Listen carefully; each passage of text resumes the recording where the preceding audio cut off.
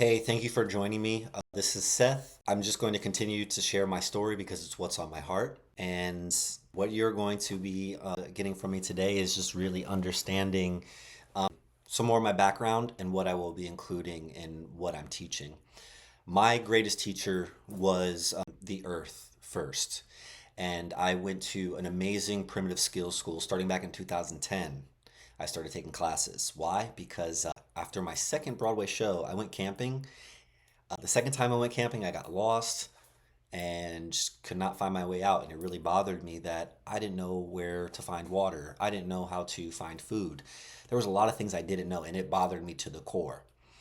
I also just felt like, man, I feel like as a man, specifically, that I have not had any major rites of passage like most men did, throughout the years. And so I started to just go learn from the school. The name of the school is called Tracker School. It still exists. The main founder and teacher of that, his name is Tom Brown. He has passed away, and it is heavy on my heart. And the biggest thing that, one of the biggest things that he taught was to let the earth teach the students. And another big lesson was following your big vision, right? And your vision is something that God has for you, right? When you really start to seek, when you really start to ask God, God will show you, the universe will show you, the great mystery will show you. And you have to be prepared to answer that call, right? So coming back, I started taking classes in 2010. I took classes for about 2 or 3 years. And then in 2012, I went and I interned at this school, the Tracker School. Please check it out online. They have amazing classes. And I lived in the woods for 6 months. Now, a lot of people have gone through this internship. There's usually about two or three at a time per year or every 6 months. And I was living in a tent. We had, an outdoor kitchen that was covered by tarps. It was amazing, gas stoves. We would bring in our own propane. The main teaching lecture hall was, a bunch of benches. I smile because it just brings back memories. A bunch of benches covered by tarps, maybe with some solar lamps as time went on throughout the years. They got solar as solar came in. We would take our showers with, 5-gallon buckets of water from the pond, the hand dug pond that was out there. And it was all composting toilets. I was walking around barefoot most of the time. And a lot of the times I could just walk to my tent, which was fairly far away without a headlamp, without a flashlight.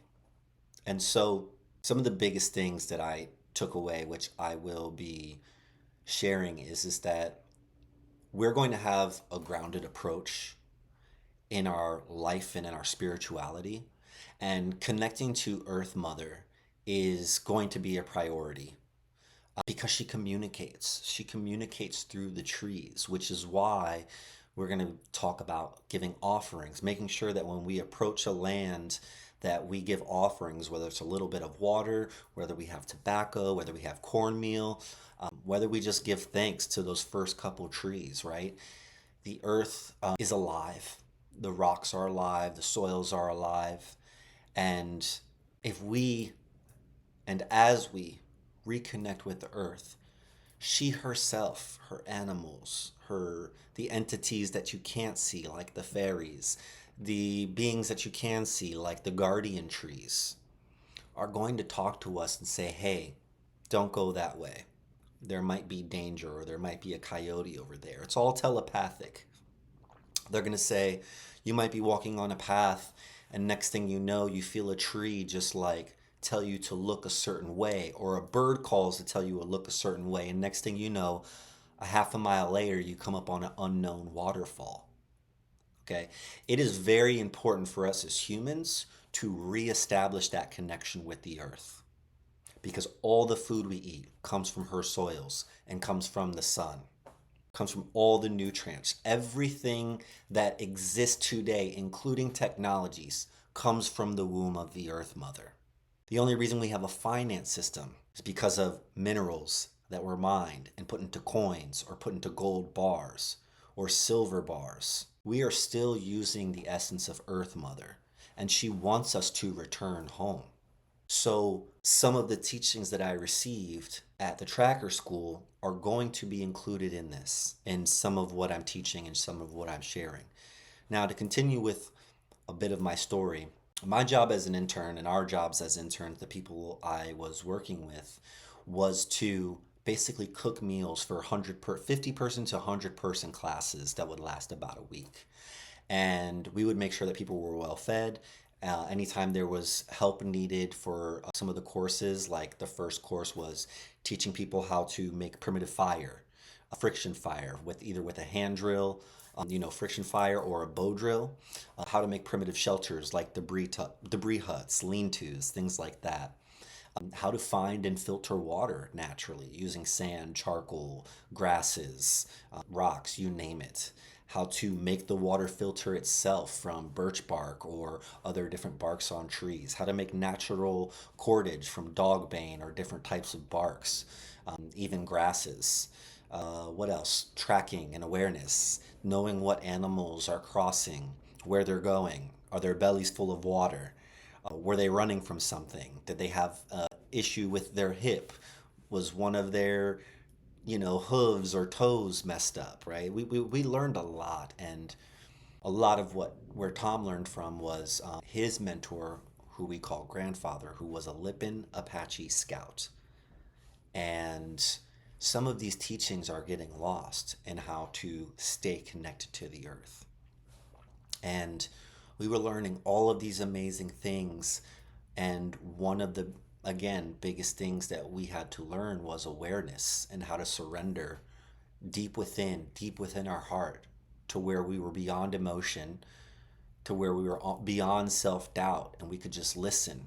And a lot of what is being taught, that is almost like listening to your higher self in a way. But from this teachings of like, how am I feeling, of surrendering to what Tom taught as the temple of the self, you could understand a lot about yourself, and from there understand a bigger awareness of what was going on around you. But if we don't first tap into ourselves, then how are we going to know what's really going on in the environment? And how are we going to stay shielded from some of the BS that's happening in the environment? Okay. One of the best things that we can do is get in the natural environment, because there is so much electricity going on in our homes. There's so much Wi-Fi going on in our homes. There's so much satellite technology going in different buildings in our homes, that when you go back to the earth and you do your meditation or you do your sit spot, it's literally like your whole, like I do this, but sometimes when I go back, it's just like my whole body just regrounds itself, because there's a lot less of the Wi-Fi interference or the satellite interference, and definitely not a lot of electricity, if any, running out there.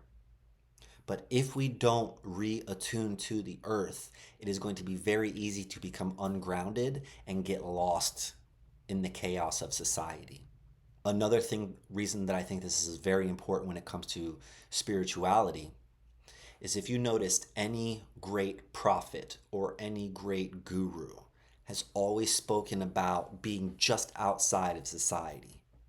Or mystery schools were just outside of society because they could not participate in the Babylon that was going on.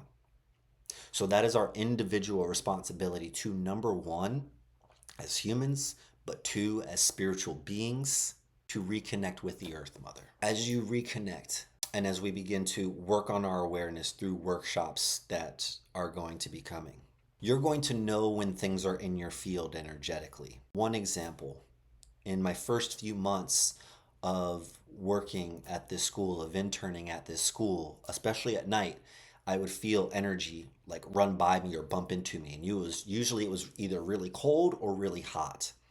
And I had to differentiate between if it was a like ghost, like an ancestor of the land, or if it was something else kind of coming through. Because the freaks come out at night is a true saying. And some of these energies would mess with me like late at night. And so I had to really differentiate between, oh, this is an ancestor that lived on these lands before, and they're just checking in with us to make sure we're really taking care of this place while nobody's, at the school. And through the awareness training that I learned at the tracker school, that I've also built up off since then, back since 2010, 2012, I had interaction with my grandfather, who I had never met, my father's father. And he was actually looking over me for months. Sometimes he would stand by a tree by my tent, like close enough to let me know that he was there, but far enough away to where I didn't feel any complete nervousness. And it took me months to figure out, to be able to hear, he said, I'm your grandfather. Like, I'm your grandfather. Now, imagine that feeling, right? I've never met this man before, but I could see exactly, over time, I could see exactly what he looked like. I could start to feel his presence. And he was basically just there to reconnect with me as one of my ancestors, as my bloodline, because he saw what I was doing for myself and what I didn't know at the time, what I was actually doing for my family. And, but without that awareness, without that being in tune with the earth and being able to differentiate, I would have never made that connection. Okay. There was other times that through awareness and through being connected with the earth, that again, I would find some random river or random waterfall. Or sometimes I would hear the earth, and she's always a female voice. The earth has shown me herself in every type of woman's face you can think of. Like, she is the rainbow of women in terms of ethnicity. She's like, sometimes I look like an indigenous woman from Brazil. Sometimes I look like a white woman from wherever. Sometimes I look like a black woman. Like, it doesn't matter how you see me, you just know that I'm the mother. And she, when I was in Hawaii, she pulled me down, told me to walk down this steep hill where nobody was walking, told me to go into this grove of trees, and I was surrounded by a grove of trees and had one of the most beautiful spiritual experiences I've ever had. But it's because of my connection to the earth. Like, I would give her those offerings when I was in those grove of trees, and I would say, tell me what you need, Earth Mother, you know? And one of the main messages that she's given me since 2010 is tell the children to come home to the earth. Now, I know some of this might be difficult for people that have 9 to 5 jobs, or that have children, or that have just a very busy lifestyle. But just as much as you make your career important, or you make certain things in your life important, like going to the gym, I suggest, not to tell you what to do, but I suggest you start making going to nature important. Because as things turn on energetically on this earth, and as things turn on artificially on this earth even more, that connection with Earth Mother will actually save you.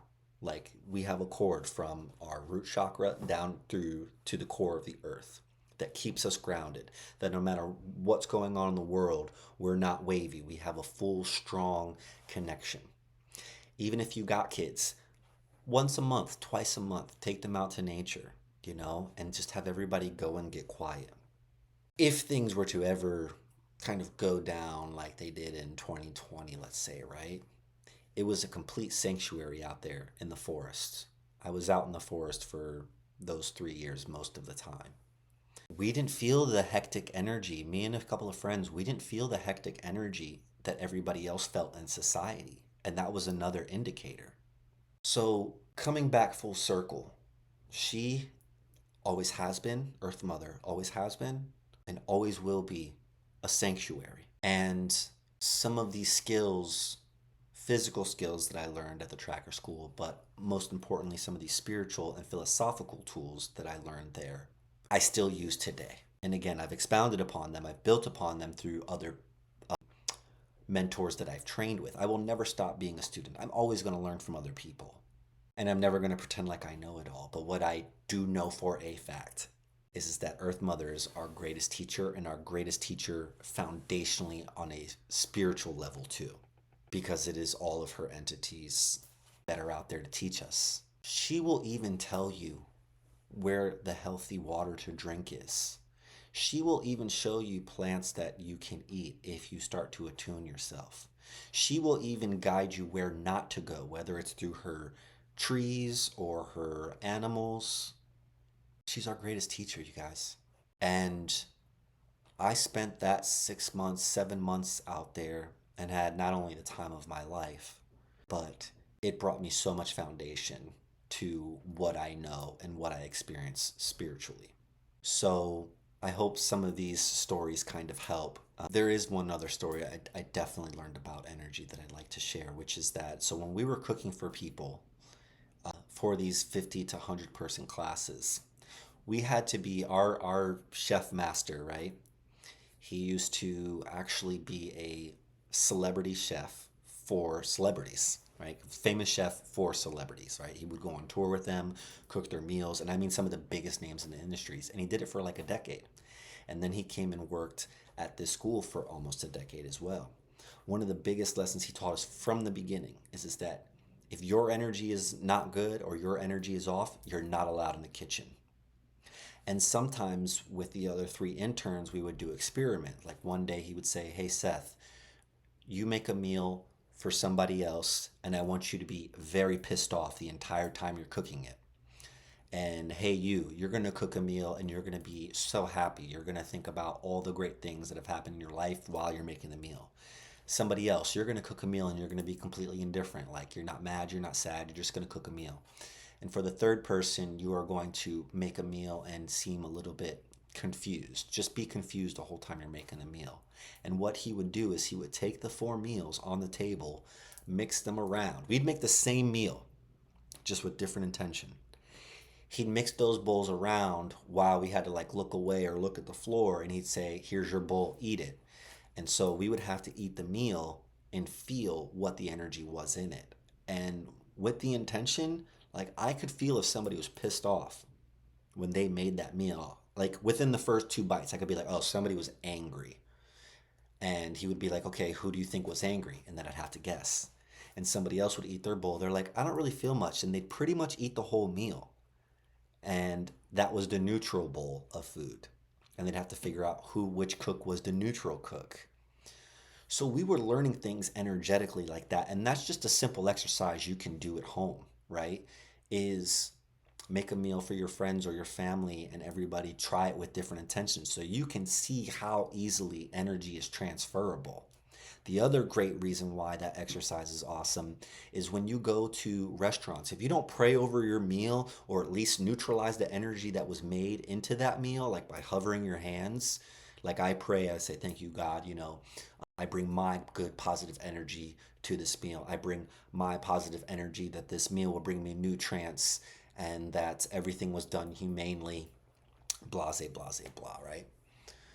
If you don't do that, then this exercise will be really helpful because you will know how upset those cooks or those chefs are in the kitchen. And there have been a few times, especially once I left that school, where I couldn't eat the meal and I would have to tell the waiter or waitress like, "Hey, how are your chefs doing back there?" And they'd be like, "I don't know, they're doing okay, I guess." I'm like, "You should check on them because somebody back there is pissed off and I can taste it in my meal."